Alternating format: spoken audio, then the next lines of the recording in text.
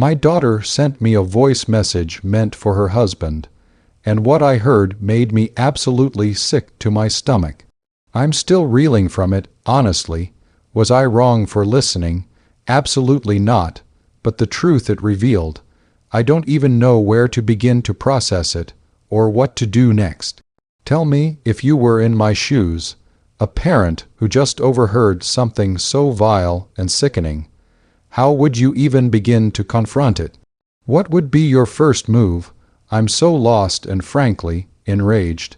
Let me take you back to how this all started, because it wasn't some deliberate act of eavesdropping. It was a complete accident, a cruel twist of fate that threw my world into disarray. My daughter, Sarah, has always been the light of my life.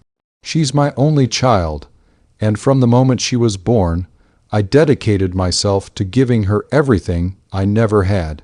We've always had an incredibly close relationship, one built on trust, honesty, and an open line of communication.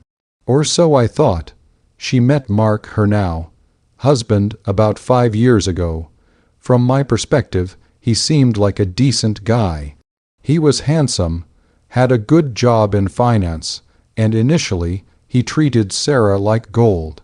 He was attentive, brought her flowers, remembered her favorite coffee order, all the things you want to see in a partner for your child. I was happy for her, truly. After a whirlwind romance, they got engaged and then married about 3 years ago. The wedding was beautiful, a day filled with so much joy and hope for their future. I remember looking at Sarah, radiant in her white dress, and thinking that all my sacrifices had been worth it, that she had found her happily ever after. I gave them a substantial sum as a wedding gift, enough to cover a good chunk of their down payment on a house, because I wanted them to start their life together on solid ground, without the financial stress I'd always known. Things seemed perfect on the surface. They bought a lovely home in the suburbs, not too far from me, and they often came over for Sunday dinners. Mark was always polite, if a little reserved, and he always praised my cooking. Sarah seemed happy, often talking about their plans for the future, maybe starting a family in a few years. I had no reason to suspect anything was amiss. My wife, Sarah's mother, passed away when Sarah was just a teenager. It was a devastating blow for both of us, but it brought Sarah and me even closer. We leaned on each other, navigated grief together, and formed an unbreakable bond. I always tried to be both a father and a mother figure to her, ensuring she never felt alone.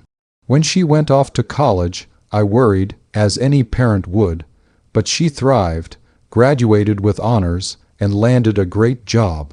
She was independent, smart, and resilient. That's why what I heard was such a shock. It contradicted everything I believed about her, about Mark, and about their relationship. The incident happened last Tuesday. Sarah called me around lunchtime, asking if I could pick up a package that was being delivered to her house. She was stuck at work, and it was an important document she needed. Of course, I said yes. I drove over to her place, retrieved the package, and as I was about to leave, I noticed her phone on the kitchen counter. It wasn't unusual for her to leave it behind. She often did if she was in a rush. Just as I was walking past it, the screen lit up with a notification, a new voice message from Mark hubby. My first instinct was to ignore it, to simply leave the phone where it was. But then, a thought crossed my mind. What if it was urgent? What if he was trying to reach her about something important that I could relay? It was a fleeting thought, driven by a desire to be helpful, not intrusive. I picked up the phone, intending to just quickly check the notification, maybe see if it was a quick "I love you" or a mundane errand message. That's when my fingers fumbled, and instead of just looking at the notification, I accidentally pressed play. The voice message began. It wasn't Mark's voice I heard. It was Sarah's, and it wasn't meant for me. It was clearly a message she had recorded for Mark, but somehow, perhaps due to a glitch or a momentary lapse in attention, it ended up on her phone, ready to be sent, or perhaps even already sent to him, but still saved on her device. The first few words were innocuous enough, a soft greeting, but then her tone changed. It became cold, calculating, and utterly devoid of the warmth I had always known from her. She started talking about money, about our money, my money. My heart began to pound in my chest. I couldn't tear myself away, couldn't put the phone down. It was like a train wreck, horrifying but impossible to ignore. She said, and I'm quoting as best as I can remember, "He's such an easy mark, isn't he? Just give him a little attention, a few compliments, and he'll hand over anything you want. The house down. Payment was just the beginning. We need to work on getting him to invest in our next big idea. Something with a bigger payout this time. He's got more than enough in his retirement fund that he'll never even miss it. And honestly, it's not like he's got anyone else to leave it to once he's gone. It'll all be ours anyway. We just need to accelerate the timeline a bit." I stood there, frozen, the phone pressed against my ear, the blood draining from my face. My daughter, my sweet Sarah, was talking about me like I was a pawn in some twisted game. An easy mark, my retirement fund, accelerate the timeline, the words echoed in my head, each one a hammer blow to my heart.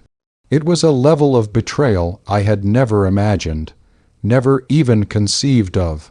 She wasn't just talking about money.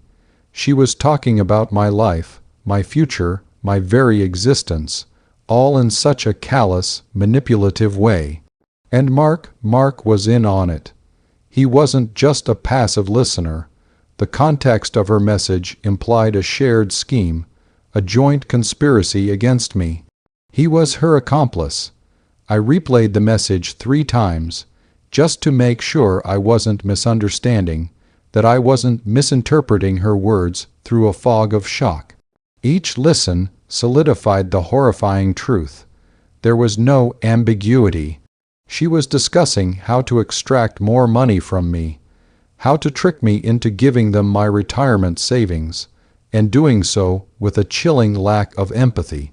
My mind raced back through every interaction, every conversation, every favor I had done for them. Was it all a performance? Was every "I love you, Dad," just a calculated step in their scheme? Was every hug a transactional gesture? The thought made me feel physically ill. The very foundation of my relationship with my daughter, the one thing I thought was unshakable, had just crumbled into dust. So that's the situation I was in, standing in my daughter's kitchen, holding her phone, the voice of betrayal still ringing in my ears, and I had to make a choice. What do I do? How do I even begin to process this? Before I tell you what happened next, I want you to pause and comment below what you would have done in my shoes. Would you have confronted her immediately? Would you have gathered more evidence? Would you have told other family members? I'm genuinely curious because I felt utterly alone and adrift in that moment. My hands were shaking as I carefully placed Sarah's phone back on the counter, making sure it looked exactly as I had found it. I had to get out of there, had to think. I drove home in a daze, the package forgotten on the passenger seat. The world seemed to tilt on its axis. My perfect daughter, my loving Sarah, was gone, replaced by a stranger, a con artist. I spent the rest of the day in a fog, trying to piece together the implications of what I had heard. I couldn't eat, couldn't sleep. The anger simmered beneath the surface, threatening to erupt. But beneath the anger was a profound sense of grief, a mourning for the daughter I thought I had. I knew I couldn't confront her without proof, without a plan. I needed to understand the full extent of their deception. Over the next few days, I became a detective in my own home. I started reviewing my bank statements, looking for any unusual transactions, anything that might align with her words. I remembered a conversation about a great investment opportunity. Mark had mentioned a few months ago something about a new tech startup. I had dismissed it at the time, thinking it was just casual chatter. Now it loomed large, a red flag I had completely missed. I pretended everything was normal. I still went to Sunday dinner, still smiled, still hugged Sarah and Mark, but inside I was a coiled spring, observing their every move, listening to their every word with a new, horrifying filter. Every compliment from Sarah felt like a lie, every affectionate gesture a performance. It was torture. Then I came up with a plan. It was risky, but I felt it was the only way to get undeniable proof, and to see their true colors definitively. I called Sarah a few days later, sounding distraught. I told her I had received some terrible news about my retirement fund, that a significant portion of it had been wiped out due to a bad investment. I explained that I was worried about my financial future, about not being able to maintain my home, about becoming a burden. It was a complete fabrication, a test, and they fell for it, hook, line, and sinker. Sarah's initial reaction was feigned sympathy. She said all the right things. "Oh, Dad, I'm so sorry, that's awful." But there was an underlying tension in her voice I hadn't heard before. Then, the next day, Mark called me. He sounded concerned, asking for details about the bad investment. He even offered to look into it for me, suggesting he could help me recover some of the losses. But his questions were too pointed, too eager, almost as if he was trying to assess how much was actually left, how much more they could potentially extract. The real bombshell came a few days after that. Sarah called me, her voice dripping with false concern. She said she and Mark had been talking, and they were so worried about me. She then launched into a detailed proposal. They wanted me to downsize, to sell my home and move in with them. She painted a picture of a loving, supportive environment where they could take care of me, and where I wouldn't have to worry about finances anymore. It sounded idyllic on the surface, but the subtext was chillingly clear. They wanted me under their roof, where they could control my remaining assets, isolate me, and effectively accelerate their timeline to my retirement fund. They were circling like vultures, believing I was vulnerable and unsuspecting. That's when I knew for certain. There was no ambiguity left. I calmly listened to her entire proposal, feigning gratitude and a touch of hesitation. I told her I needed some time to think about it, to process everything. Then I ended the call. That night I couldn't sleep. My heart ached with a pain I didn't know was possible. My own daughter plotting against me, trying to take everything I had worked for my entire life. The betrayal cut deeper than any wound. The next morning I made my decision. I called Sarah and Mark, asking them to come over for dinner. I told them I had thought about their offer and wanted to discuss it further. They arrived, looking smug and triumphant, clearly believing their plan was working. We sat down at the dining table, the same table where we had shared countless happy meals, where I had watched Sarah grow up. I served them their favorite meal, kept the conversation light for a while, and then, after dessert, I looked at them both. "Sarah," I began, my voice steady despite the tremor in my hands, "I want to thank you for your concern, and for your offer to have me move in. It means a lot." She smiled, a false, triumphant smile. "However," I continued, "I've thought long and hard about it, and I've decided against it. In fact, I've decided against a lot of things." I then pulled out my phone and played the voice message, the one she had accidentally sent, the one where she called me an easy mark, and talked about accelerating the timeline to my retirement fund. The color drained from her face. Mark's jaw dropped.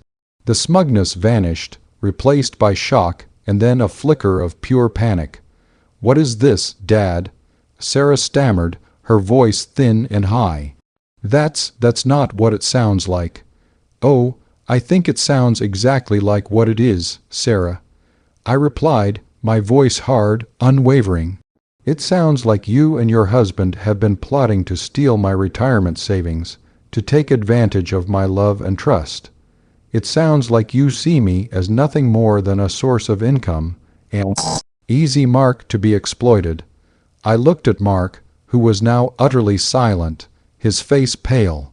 "And you, Mark, you're her accomplice in this disgusting scheme. To think I welcomed you into my family, that I gave you my daughter's hand, that I helped you start your life together." The room was silent, thick with tension. Sarah started crying, tears streaming down her face, but they felt like crocodile tears, an act to gain sympathy. "Dad, please, you don't understand. We were just joking around. It was a hypothetical. We would never—" "Don't you dare insult my intelligence, Sarah." I cut her off, my voice rising. "I heard what I heard, and I tested you. I told you my retirement fund was gone, and within days you and Mark were here, trying to convince me to move in, to take care of me, which I now see was just a ploy to gain control of whatever I had left. This isn't a joke. This is betrayal. This is manipulation. This is fraud." Mark finally spoke, his voice weak. "Mr. My last name, I swear, we never intended to actually do anything. It was just talk." "Just talk," I scoffed. "Do you think I'm a fool? You think I can't discern intent from just talk? The words were clear, the plan was clear, and your actions over the past few days have confirmed every single one of my suspicions." I then dropped the bombshell. "I've already spoken to a lawyer. I've initiated the process of changing my will, ensuring that neither of you will ever receive a single penny from me. I'm also going to be informing your family, Mark, of the kind of man you truly are. And as for the money I gave you for your house down payment, I consider that a gift that has been utterly squandered on individuals who have shown me nothing but contempt and greed. But I want nothing more from you. Consider it the last act of generosity from a father who no longer recognizes his own child." Sarah was sobbing uncontrollably now, pleading with me, begging for forgiveness, for a chance to explain. But there was nothing to explain. The trust was shattered beyond repair. The image of the loving daughter I had cherished for so long had been irrevocably tainted. I simply stood up, walked to the front door, and opened it. "I think it's time for you both to leave," I said, my voice cold, devoid of any emotion. "And don't bother coming back. You're no longer welcome in my home or in my life." They left, Sarah's wails echoing down the street, Mark a silent, defeated shadow beside her. The silence that filled my home after they were gone was deafening, but it was also a cleansing silence. The pain is still immense, a raw wound that will take a long time to heal. I lost my daughter that day, not to death, but to greed and deception. It's a different kind of grief, one mixed with anger and a profound sense of disillusionment. I have not spoken to them since. My lawyer is ensuring everything is legally sound. My friends and a few trusted family members have been incredibly supportive, though they were as shocked as I was. It's a lonely path, but it's a path of self-preservation. I protected myself, and I exposed the truth. It cost me my relationship with my daughter, but it saved me from a far greater loss. This whole ordeal has taught me a painful lesson about trust, about appearances, and about the depths of human greed. It's a harsh truth to face, especially when it comes from your own flesh and blood. But sometimes the hardest decisions are the ones that protect your peace and your dignity. I'm still figuring out how to move forward, how to live with this gaping hole in my heart. But I know one thing: I won't be an easy mark ever again. So, that's my story. It's still raw, still unfolding in its aftermath. Like this video if you were on my side, if you think I did the right thing in protecting myself. Subscribe for more stories like this, because sometimes knowing you're not alone in facing such difficult situations can be a comfort. And please, share your final thoughts on this whole mess in the comments section below. I'll be reading them. I'll see you all in the next story.